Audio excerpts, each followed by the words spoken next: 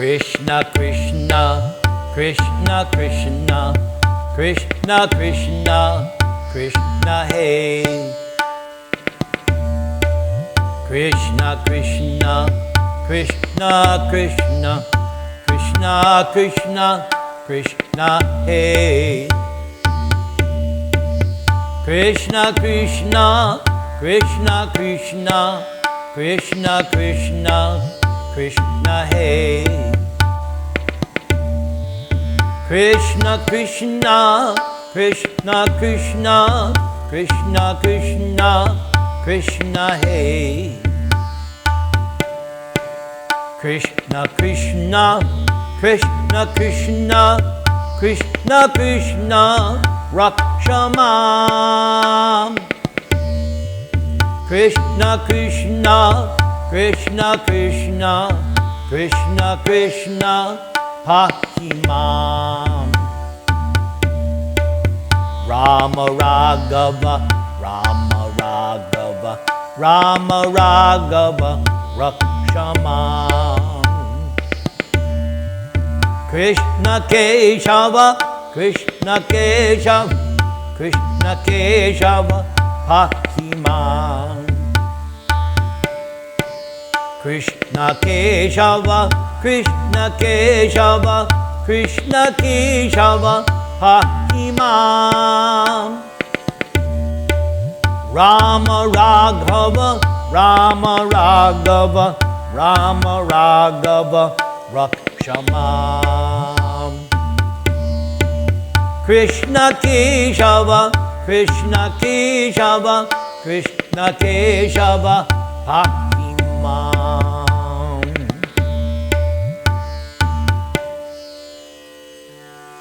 Om apavitra pavitro va, sarva avastang gatopi va, ya smaret pundarika aksham, sabaya abhyantara shuchi.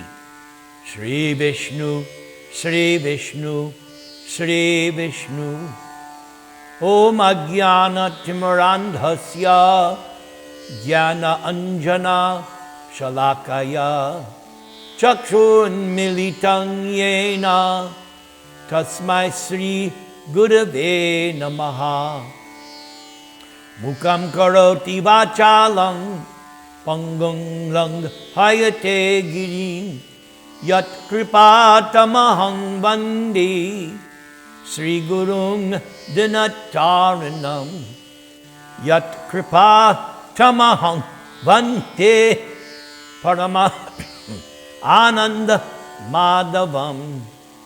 Nama Om Vishnu Padaya Krishna Preshtaya Bhutale Srimate Bhakti Vedanta Swamin iti namine.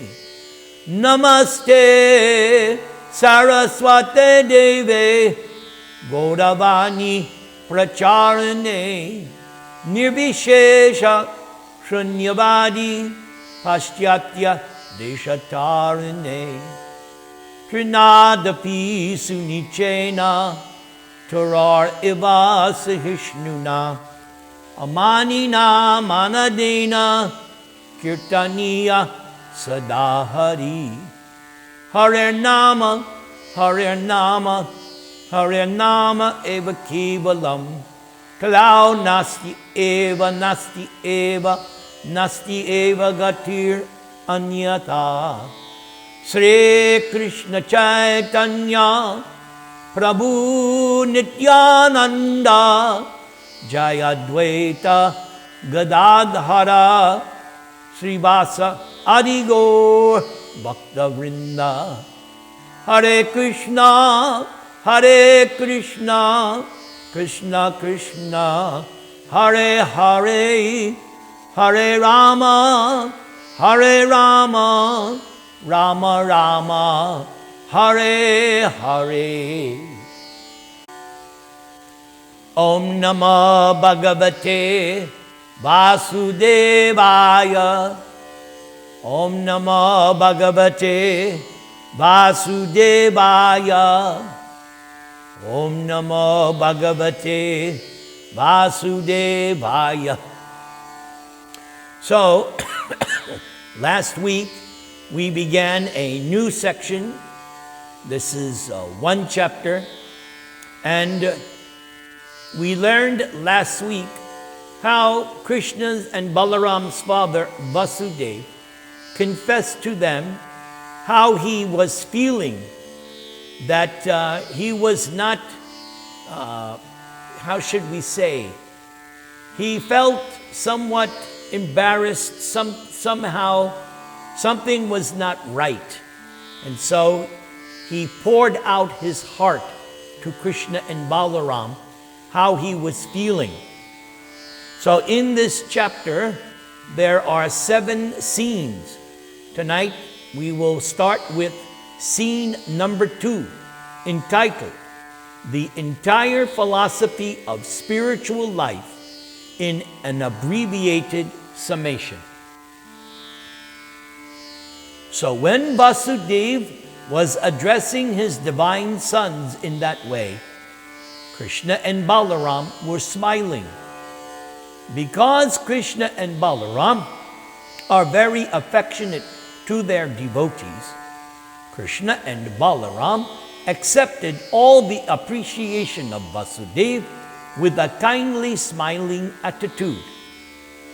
Krishna then began to confirm all of Vasudeva's statements as follows. My dear father, whatever you may say, we are, after all, your sons. What you have said about us is certainly a highly philosophical understanding of spiritual knowledge, and I accept it in total without exception. So now Prabhupada will make some comment. Vasudeva was in the complete perfection of life, considering Krishna and Balaram to be his sons. But because the sages assembled in the place of pilgrimage at Kurukshetra had spoken about Lord Krishna as the supreme cause of everything, Vasudeva simply repeated it out of his love for Krishna and Balaram. And Lord Krishna did not wish to detract from his relationship with Vasudeva as father and son.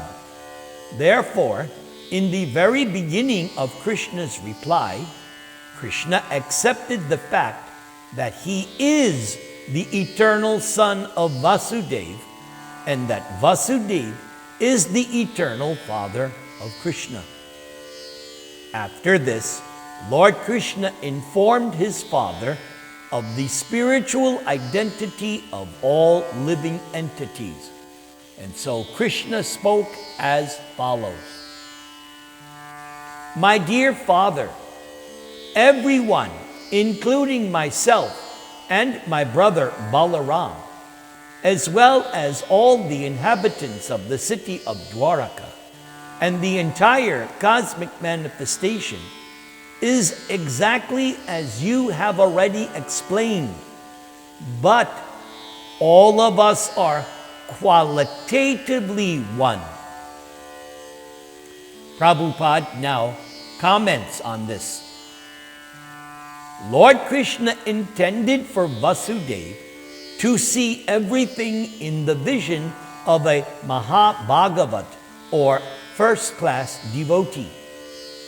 A first-class devotee sees that all living entities are part and parcel of the Supreme Lord, and that the Supreme Lord is situated in everyone's heart.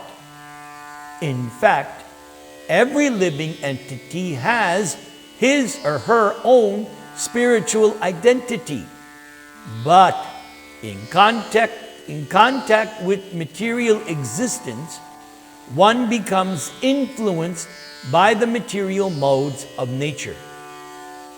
One becomes covered by the concept of bodily life, forgetting that the spirit soul is of the same quality as the Supreme Personality of Godhead, Krishna. In this way, one mistakenly considers one individual to be different from another simply because of the material bodily coverings. And because of differences between bodies, the spirit soul appears before us differently. Lord Krishna then gave a nice example in terms of the 5 material elements. The total material elements, namely the sky, the air, the fire, the water, and the earth, are present in everything in the material world, whether in an earthen pot, or in a mountain, or in the trees, or in an earring. These 5 elements are present in everything in different proportions and quantities. For example, a mountain is a gigantic form of the combination of these 5 gross elements, and a small earthen pot is of the same elements but only in a smaller quantity. Therefore, all material items, although in different shapes or different quantities, still they are all of the same ingredients. Similarly, the living entities beginning from Lord Krishna and including all the Vishnu Tattva and millions of Vishnu forms, and then the living entities in their different forms, beginning from Lord Brahma down to the small ant, all of them are of the same quality in spirit. Some are great in quantity and some are small, but qualitatively they are of the same nature. Therefore, in the Upanishads it is confirmed, Nityo Nityanang Chaitanas Chaitananam Eko Bahunang Yo Vididhati Kaman. By the way, these 2 lines that I just recited from the Upanishads was one of the first things I heard back in 1973 when I was first seeing and hearing Prabhupada in person. And I distinctly remember Prabhupada quoting this verse and explaining it. Even though it was in 1973, if I close my eyes right now, I can picture exactly what Prabhupada was saying at this time. So if you will allow me, I would like to go into Samadhi and remember. So it was in New York, and it was probably the first time I heard Prabhupada give class in April of 1973. So Prabhupada quoted this verse and he explained it. So he said, Nityo Nityanam, there's one singular eternal, and Nityanang, there are plural or many eternals. Chaitanas, Chaitananam. The singular eternal is also conscious, and the numerous living entities, eternal, are also conscious. So in this way, they are equal. But then Prabhupada quoted, Eko Bahunang Yo Vididhati Kaman. The difference between the two is that the singular, eternal, conscious living entity, God or Krishna, is maintaining and fulfilling the desires of all the plural or many eternal, conscious living entities. Thank you for allowing me to do this. Prabhupada now continues in his Krishna book.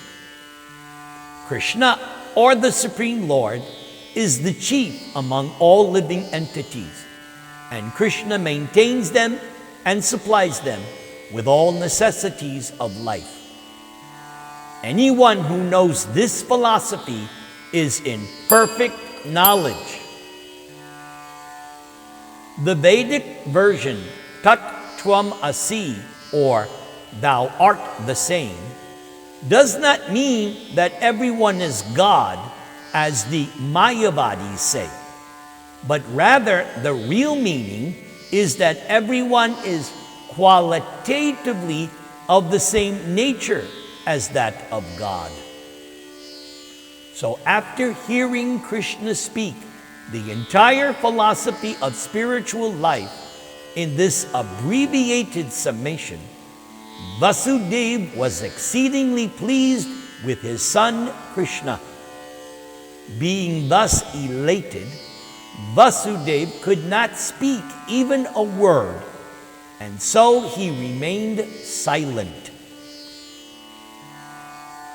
So now we will hear some excerpts from the purports of the 10th canto in connection with this section that we just heard. And as I am speaking this section, I am seeing that yes, what we have just heard so far is exactly an abbreviated summation of the entire philosophy of spiritual life. Okay, so here are the purports. Srila Jiva Goswami describes what Lord Krishna was thinking after hearing his father glorify him. Vasudeva has been honored with the eternal role of being my father, something even demigods like Lord Brahma cannot even aspire for. Therefore, Vasudeva should not be absorbed in thinking of my godly aspects. Moreover, Vasudeva's reverence greatly embarrasses me. It was to avoid this very situation that after killing Kamsa, I made a special effort to reinforce Vasudeva and Devaki's pure parental love for me and Balaram. So we already studied that many months ago when we studied the Mathura Leela and Krishna killing Kamsa. We read that section. Continuing, but now, unfortunately, the statements of these sages threaten to revive some of Vasudeva and Devaki's previous awareness of my majesty. Now, the purport continues.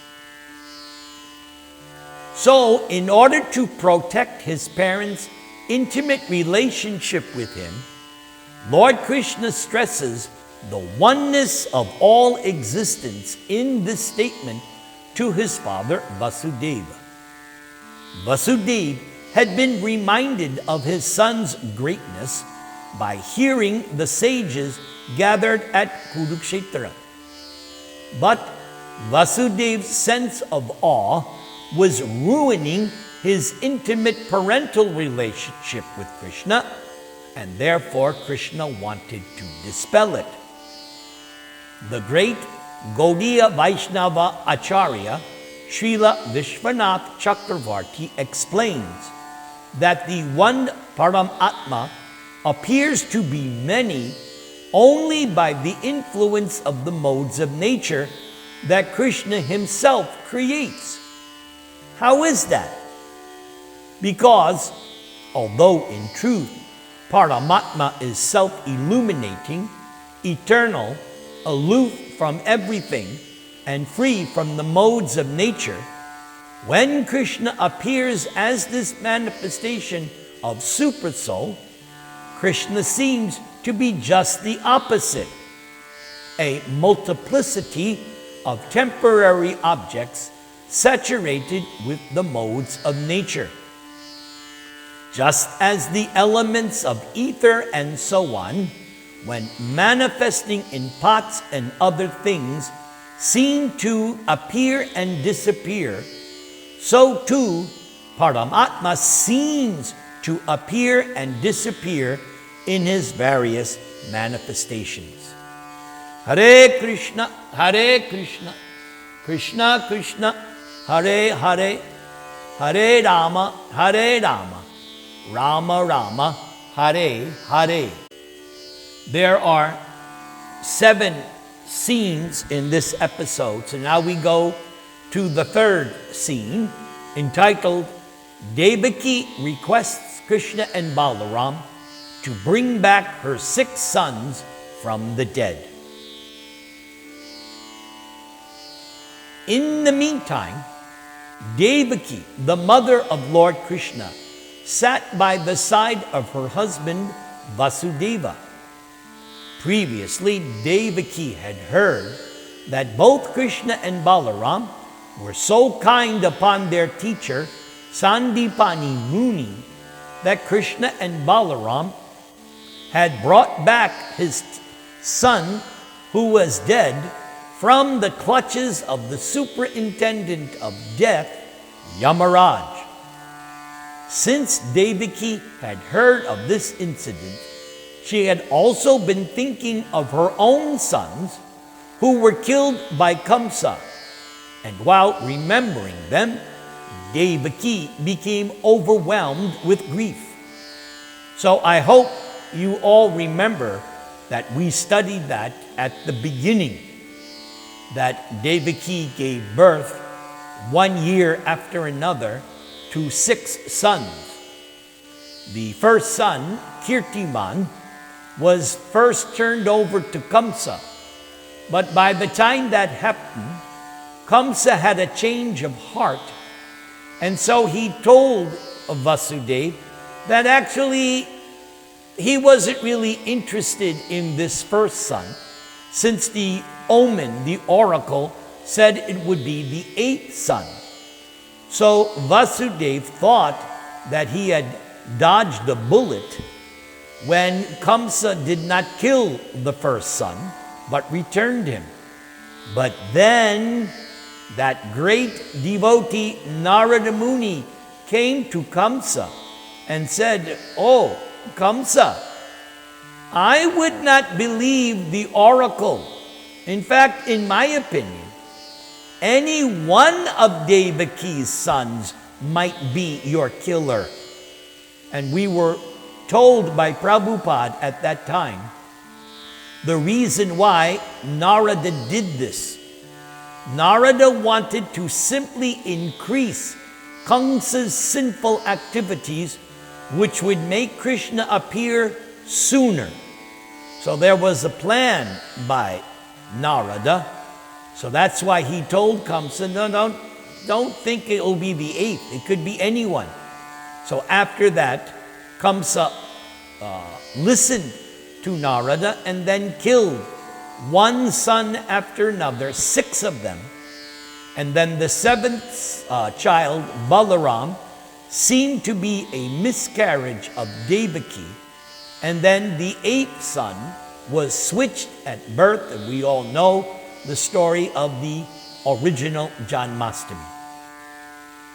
So while Devaki heard of this incident, she was remembering, and Devaki became overwhelmed with grief. In compassion for her dead sons, Devaki began to appeal to Krishna and Balaram in the following way. "My dear Balaram, your very name suggests that you give all pleasure and all strength to everyone. Your unlimited potency is beyond the reach of our minds and words. And you, my dear Krishna, you are the master of all mystic yogis. I also know that you are the master of the Prajapatis, like Brahma and his assistants. And you are the original personality of Godhead, Narayana.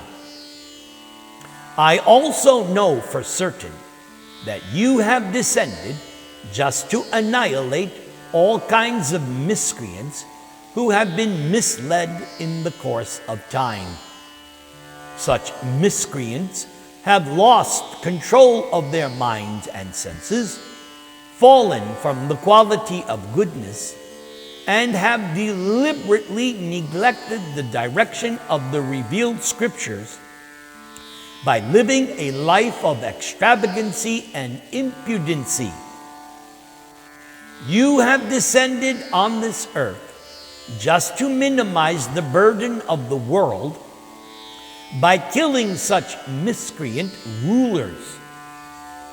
My dear Krishna, I know that Mahavishnu, who is lying in the causal ocean of the cosmic manifestation, and who is the source of this whole creation, is simply an expansion of your plenary full portion. Creation, maintenance, and annihilation of this cosmic manifestation are affected only by your plenary full portion. Therefore, I am taking shelter of you without any reservation. I have heard that when you wanted to reward your teacher, Sandipani Muni, and he asked you to bring back his dead son, you and Balaram immediately brought him from the custody of Yamaraj, although he had been dead for a very long time. And so by this act I can understand that you are the supreme master of all mystic yogis. I am therefore asking you to fulfill my desire in the same way. In other words, I am asking you to bring back all my sons who were killed by Kamsa. And upon your bringing them back, then my heart will be content, and it will be a great pleasure for me just to see them once. Now, the purports to this section. Vasudev's love for Krishna had been disturbed because Vasudev's awareness of Krishna's opulences conflicted with Vasudev seeing Krishna as his son. In a different way, Devaki's love was somewhat distracted by her lamentation for her 6 dead sons. So, Krishna arranged to relieve Devaki of the mistaken idea that anyone else but Krishna was actually her son. Since since Devaki is known to be worshipped by all great souls, her show of maternal affection must actually have been an effect of the Lord's Yogamaya, who increases the pleasure of Krishna's pastimes. Thus, in this section, Devaki is described as Mohita Mayaya Vishnu, meaning bewildered by the internal energy of Lord Vishnu. The Lord of Vaikuntha, Narayana, is but one expansion of Sri Krishna. Mahavishnu, the first creator, is Lord Narayan's expansion. The total material energy emanates from Mahavishnu's glance, and of the total material energy, the 3 modes of nature are its divided portions. Thus, it is Sri Krishna, acting through his expansions, who generates, sustains, and dissolves the universe. Hare Krishna, Krishna Krishna, Hare Hare, Hare Rama, Rama Rama, Hare Hare.